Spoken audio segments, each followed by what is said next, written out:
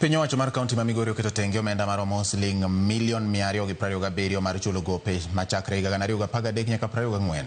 Kata kamano, riwruok mar jotimo orak to dwaro mondo kauntino kik chak chenro moro amora mag dongruok kapok ochul gope duto. Juma nigi mathoth. Mana kaka kauntis mamoko e pacho kae, gope mag jogo iko mane otimo orak osebiro ka koro dewo piny owacho mag kaunti ma Migori kuom higni malach.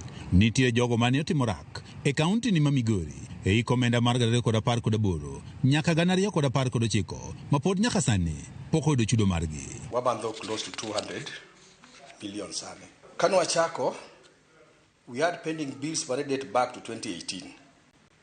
So far, thoth gi osechul to moko pod odong' manigi issues. Penjo maduong' mosebedo en tang'o miyo gopegi osebedo kuom kinde malach ka higa ka higa to osebedo ka keto bajet mar chulo gopegi. Ei komenda mag 2015 nyaka 2016 piny owacho ma kaunti ma Migori oketo omenda maromo $227 ma idhi tigo e chulo gope.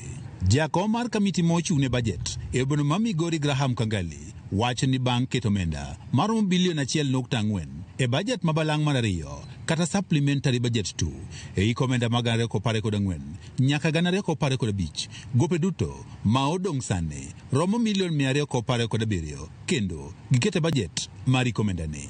Nyaka sani jogo mosebiro katimo orak kod kaunti ma Migori mapok ochul koro keto wang'gi ka girito ni to bende gopegi idhi chul duto e komenda ni. Our commercial banks or gold pesa ne contractors manigi LSOs gil POs mag county governments chuno contractor kata supplier mondo many pesa from another source.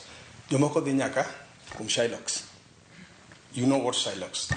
Arach otho wasiko ji mang'eny. And jomoko properties mage subduction simply because otiyo to ok ochule. Jagoro marwok no majo timorak e kaunti ma Migori Godne Soucho wacho ni dwaro mondo koro kaunti ma Migori ochul gopete kapok ochak chenro mag dongo moko e kaunti ma Migori e komenda ni.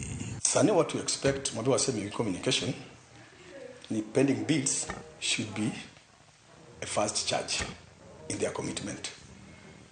We don't expect them to roll out new projects kapok gitilki pending bills. Oucho bende wacho ni kaunti ma Migori nyaka koro keto kenge mani gope okobedo ka wacho ni rem mar piny owacho ma kaunti ma Migori e chiwo tije kata orak e sama chon emosemiyo gope koro bedo. Ne counties ochako na wrong note, na wrong footing.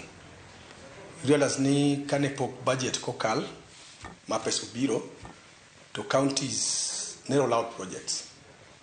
Then ka pesa biro to biro pesa ma okoromo gi tije ma gise roll out.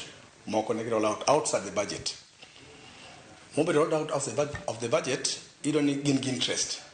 So they would divert money to pay such contracts to moko man near budget to do. But pending bills of Arumo. Nango miwacho kama. Sani nyualoro higa nyoro. You look at the time money projects will be rolled out in this financial year. It was somewhere around September, October. Already no said the first quarter of the financial year. And now, take for example, me teach Marigedo.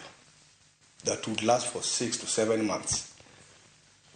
Iloro higa kapok tieko teach. Komachero ogno majo timorak e kaunti ma Migori bedo chiwo siem ne jotijego ma kaunti ma Migori matimorak mag kaunti ni kage wancho ni mae en tok chik kendo gidhi kawo okang' mar chik ne jogo eko. One information in tiere county government staff, matimo halagi county governments.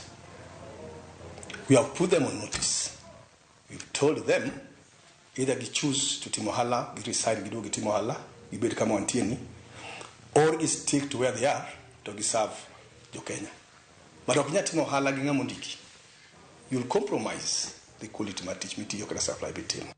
Juma, Ramogi TV, Migori.